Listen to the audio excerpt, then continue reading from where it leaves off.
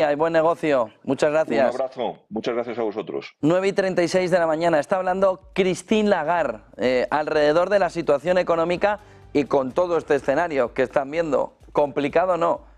Lo siguiente, sobre todo en capítulo de inflación, con el deterioro del euro, que le vemos en el entorno del 1,05 por debajo, 1,04 largo. Vamos a escuchar a Christine Lagarde. Without adding to the bureaucracy, I get that. But if properly designed and distributed, these products would be accessible, simple to understand, available everywhere, and offering a range of investment options. They should be transparent, because they would be structured according to clear criteria, such as diversification, fee structure, and portfolio composition. And they should be affordable, because financial services providers would be able to offer EU-certified products with less red tape, while standardization would lead to more comparability and probably more competition.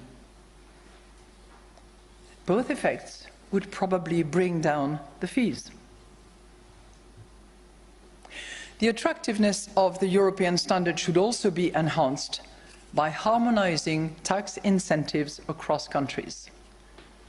And this does not belong to your community, it belongs to policymakers, and they should not be shy about that. They should be courageous. Then the market should decide where savings are directed, not the governments. But depending on the preference of savers, products could also be offered that would support European priorities such as financing innovation and the green transition. That's for the entering into the market. Let's just now look at the expanding throughout Europe. Because to truly unlock Europe's innovative potential, which exists, we need finance to flow where the best ideas are. And given the nature of digital technology and the impact that it will have, which often requires large upfront investment, we need those flows to be in large volumes. And the second stage of the pipeline, expanding throughout Europe, is also blocked. Second bottleneck. We observe that capital in Europe is either trapped within national borders or leaves to the United States. If we look at equities, for instance, more than 60% of households' investment in Europe takes place within their own country. And if you look at institutional investors, they invest much more in US markets than they do in the European Union. There are many reasons for this segmentation of European markets, but a key one is that our financial market infrastructure are extraordinarily fragmented. In 2023, bear with me, I'm not making a mistake on the number.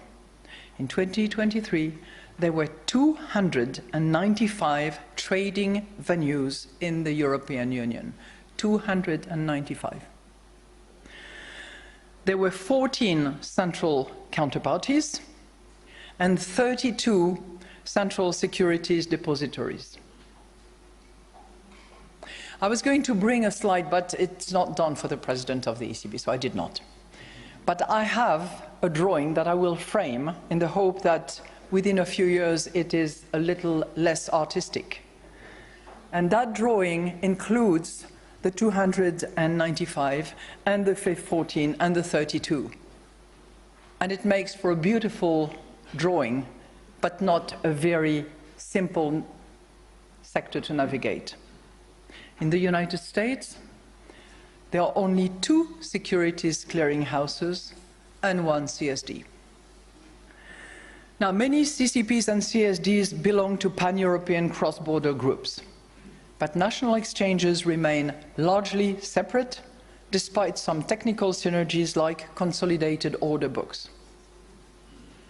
This fragmentation creates high transaction costs for cross-border trading, which, according to ECB analysis, increases home bias in how investors allocate their funds. That, in turn, leads to lower liquidity for investors, issuers, and stock exchanges. Compared with their EU counterparts, the average daily trading volume per company is 1.3 times higher for US large caps and 2 times higher for US mid caps. So, what is driving this fragmentation? Again, you will have ideas and views on this, but let me put out mine. The main issue is that legal frameworks within the EU are divergent, and all meaningful attempts at harmonizing are blocked again by vested interests, often of a national nature.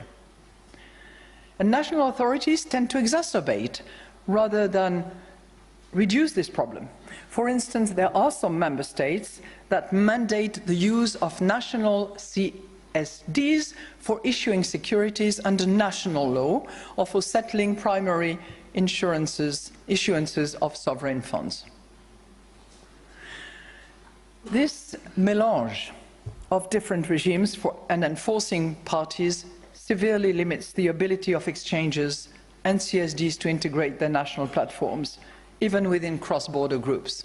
Although I know that there are some movements. 9:43 de la mañana, esa es la fotografía que nos está marcando también Christine Lagarde en ese congreso de la banca alrededor de la importancia de la unificación del mercado de capitales como elemento fundamental de pérdida de competencia contra Estados Unidos, también contra el Reino Unido, a la hora de tener una fragmentación que impide que el flujo de capitales vaya precisamente a la inversión donde quieren las autoridades para conseguir también un mayor crecimiento de la economía europea, poniendo sobre todo el foco en aquellas empresas que pueden captar financiación porque tienen un mercado de capitales unificado. Luego volvemos otra vez a esa comparecencia de Christine Lagarde. Este parece ser uno de los puntos fundamentales que está planteando y que empieza a sonar ya mucho: la necesidad de una unificación de los mercados de capitales aquí en Europa, la unificación de las bolsas, la unificación de todo ese caudal económico. 9:43 de la mañana, está con nosotros